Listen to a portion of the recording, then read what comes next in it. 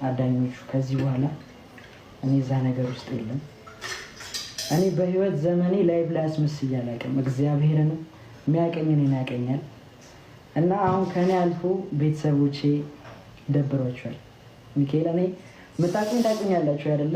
በቤተሰብ ጉዳይ ያለኝን ነገር ሁላችሁም ታውቃላችሁ። እና ያን ፍቅር ያን ሁሉ ነገር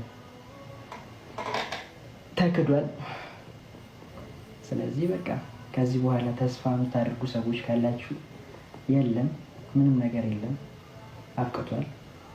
ኢቨን ቤት ሄደን ምን ተደርጎ እንደነበረ ሁላችሁም ታውቁታላችሁ። እውነቱን አይደለ? ሁላችሁም ታውቃላችሁ። ስለዚህ ይሄንን ማለት እፈልጋለሁ። አንስቻለሁ፣ ምልክቱን አንስቻለሁ። ይቅርታ አድርጉልኝ እና እናንተን የመሰለ ሰው በማወቄ ደስተኛ ነኝ። ነገሮች ለምን ሆነ አይባልም፣ ለምን ሆነ አይባልም። ስለዚህ እንበረታለን። እወዳችኋለሁ። ከዚህ ያለፈ ምንም ማለት ነው። ውሎ እንዴት ነበር? አለቀ። በቃ በቃኝ። ከዚህ በላይ ካወሩ ብዙ ነገር ስለማወራ በነገራችን ላይ ያው ነገሮች እንዲያሰብናቸው አይሄዱም ብዬ ነው የማስበው። ምክንያቱም የሁለቱም ልብ አንድ ላይ ካልተገናኘ አንድ ላይ የሚሄድ አይመስለኝም ብዬ ነው የማስበው ማለት ነው። እንግዲህ አቤል እንደሰማችሁት ነው። እኔ በአቤል የሚሆን በግምጃ ምንም ልል አልችልም። የሚያገናኘውን ፈጣሪ ነው እንግዲህ የሚለየውን ፈጣሪ ነው ብያቸዋለሁ ማለት ነው። አቤኔና ግምጃ ያሆንን ፈጣሪ እናንተ አንድ ናችሁ ትጣመራላችሁ ካለ ከዛ ብሎ ከዛ የሰው ልጅ ያገናኛል ብላችሁ ታስባላችሁ? ያገናኛል። ከማናቀው እኔና እኔ ይጋባሉ ያላልናቸው ሰዎች ተጋብተው ስናያቸው በየት ተገናኝተው ነው እንላለን። እና ፈጣሪ የሚያገናኝበት ቦታ አይታወቅም ማለት ነው። ሰላም ጤና ይስጥልኝ። ውድና የተከበራችሁ የሁለገብ ቤተሰቦች እንዴት ናችሁ? ደህና ናችሁ ወይ? አለሁላችሁ። ብያላችሁ በዓለም ዳርቻ ሁሉ ሰላማችሁ ብዝት ይበልልኝ። ይህን ቪዲዮ ለመጀመሪያ ጊዜ የምታውቃላችሁ ላይክ፣ ሼር፣ ኮሜንት አስተያየት መስጠታችሁን እንዳትረሱ። ነባሮች ደግሞ እጅግ በጣም አመሰግናለሁ። ወደ 200 እየገፋችሁ ነው። ከበሩ በጣም የምወዳችሁ ማርያምን አመሰግናለሁ ከልብ። በቅርብ 500 አንድ ሺህ እንደምታስገቡኝ እርግጠኛ ነኝ። በእናንተ ኮርቻለሁ። አመሰግናለሁ። ፈጣሪ ያክብርልኝ። እኔ ቅመሞች እናንተ ናችሁ የኔ ውስጣቶች ሌላ መቼም ምን ሴብ የሚያደርግ ሰው የለም። ብርታቶች እናንተ ናችሁና እጅጉን በጣም አመሰግናለሁ። ክፉ አይንካብኝ። እወዳችኋለሁ። በዚህ አጋጣሚ አቤል እንግዲህ ላይቭ ላይ አስመስዬም አላውቅም፣ እከዳለሁ ብዬ አስቤም አላውቅም ነበረ። ነገር ግን ተከድቻለሁ። አዳኞቹ ወዳቸዋል። በዚህ አጋጣሚ እናንተን ስላወቁ ደስ ብሎኛል። ነገር ግን የእሷና የኔ ነገር አብቅቷል ብሏል። አዎ የአቤልና የግምጃዬ ነገር አብቅቷል ብዬ ነው የማስበው። ያው ፈጣሪ ካለ እንግዲህ ድጋሚ ሊያገናኛችሁ ይችላል በሚል ነው እንጂ አሁን ላይ አልቋል።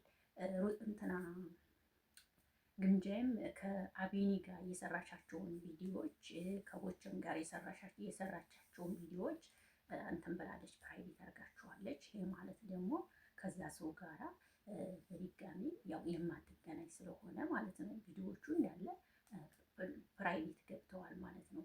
ለግምጃዬ እዛ ሂዶ ቃለ መጠየቅ መደረጉ በጣም ጠቅሟል ብዬ ነው የማስበው። የብዙ ሰው መልስ አግኝቷል ብዬ ነው የማስበው። ምክንያቱም ያኔ ሄዳ እዛ ቃለ መጠየቅ ላይ ፍቅረኛ የለኝም ማንም ፍቅረኛ የማይደለም ባትል ኑሮ ህዝቡ አሁንም ከአቤኒ ጋር እንዲሆነች የሆነ ጥርጣሬ ይኖርበት ነበር ብዬ አስባለሁ።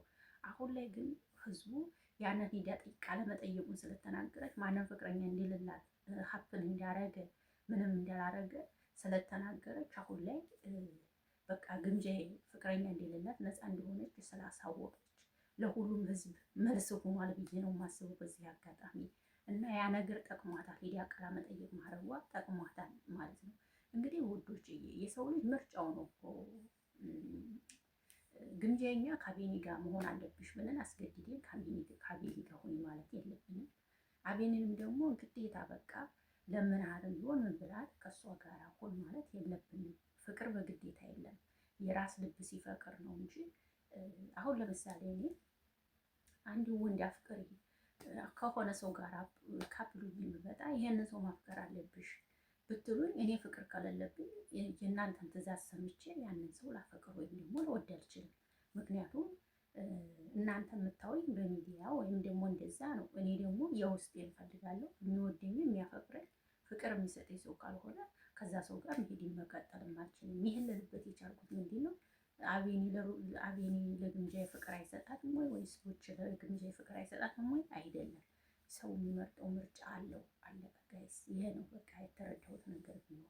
እኔ እውነቱን ስነግራችሁ ግን የምር አቤኒና ግምጃዬ እንዲሁ የእውነት ላውራ ካልኩኝ ላይቭ ላይ በፊት ሳያቸው ማርያምን ማለት በቃ ፍቅረኛሞች ነገር ነበር የሚመስሉኝ። ግን እኔ ሚዲያ ላይ የሚሰሩ ነገሮችን በጣም ጠንቅቄ አውቃለሁኝ። አንዳንዴ ሰውን ለመሳብ የሚደረጉ ነገሮች አሉ። በተለይ ዩቲዩብ ላይ በጣም ሰውን ለመሳብ የሚደረጉ ስራዎች አሉ። እነሱ አሉ እና ግን በቃ እንደዛ ሲሆኑ እናም ደግሞ ግምጃዬና አቤኒ አንድ ላይ ናቸው ወይም ፍቅረኛሞች ናቸው ብዬ ያሰብኩበት ምክንያት አንዱ ምንድን ነው? አቤኒ ግምጃዬን ቤተሰቦቹ ጋር ይዟት ሲሄድ ግምጃዬ ደግሞ አቤኒን ከአባቱ አስተዋውቃ ቤተሰቦቿ ጋር ይዛው ስትሄድ አብራ ከነ ተሰባስበው ሲሄዱ ያኔ በቃ ፍቅረኛሞች ናቸው የሚለውን እኔም ደምድሜ ነበረ። ነገር ግን አይደለም። ለአባት ሰምታችሁ ከሆነ ሳስተዋወቅ የስራ ባልደረባዬ ነው ያልኩት ነው ያለችው። በነገራችን ላይ ግን ሆነ ቦታ ላይ ሀብን አርጓል አለቀ። በእርግጥ ፍቅረኛሞች ለመሆን አስበው ነበር ይመስለኛል። ግን የሆነ ቦታ ላይ ሀብን አርጎባቸዋል። አንዳንዴ ፍቅር ባላችሁበት መንገድ ላይ ሄድላችሁ ይችላል። እናንተ ስትሬት ስታስቡ ወደ ጎን የሚያስቀራችሁ ነገር አለ። ፍቅር ፈተና አለው። ያንን ፈተና ካላለፋችሁ ፍቅር ደግሞ ፍቅር አይደለም። ፍቅር ማለት ፈተናዎችን ማለፍ ነው። ፈተናዎችን ካላለፋችሁ ፍቅር ከባድ ነው እና እንግዲህ ያጋጥማል። አቤኒ ይህን ነው የምልህ።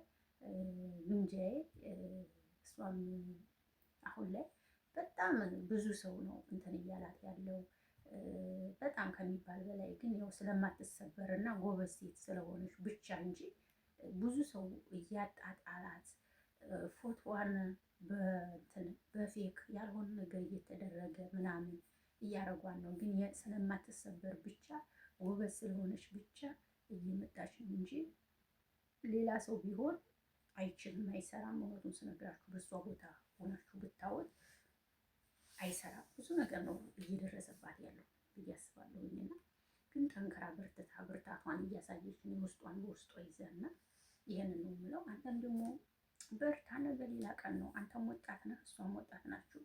ነገ ሌላ የሚያምር ህይወት አንተም ይጠብቅሃል፣ እሷም የሚያምር ህይወት ይጠብቃታል። ፈጣሪ ትዋደዳላችሁ፣ ትጣመራላችሁ ካለ ደግሞ ያገናኛችኋል፣ ድጋሜ ትጣመራላችሁ። ይሄንን ነው የምመክራችሁ እኔ። ሌላ ምንም የምለው የሚለኝ በዚህ አቤኒ እኔ አቤኒ እወደዋለሁ። ለምን ካላችሁ በቃ ደስ ይለኛል። ዝምታው፣ ሰው ላይ አይጮህም። በቃ የሆነ ትዕግስቱ፣ እርጋታው በቃ ይሄ ነገሩ በጣም እወድለታለሁ። እሷን ብትሆን ምርጥ ልጅ ናት፣ ታታሪ ናት፣ ቀልጣፋ ናት። ግን አብረው ቢሆኑ ኑሮ ደስ ይለኝ ነበር። ለምን ካላችሁ በቃ ሁለቱም ታዳጊ ስለሆኑ ትልቅ ደረጃ ይደርሳሉ። ደግሞ በሚዲያ በጣም ተወዳጅ ነበሩ።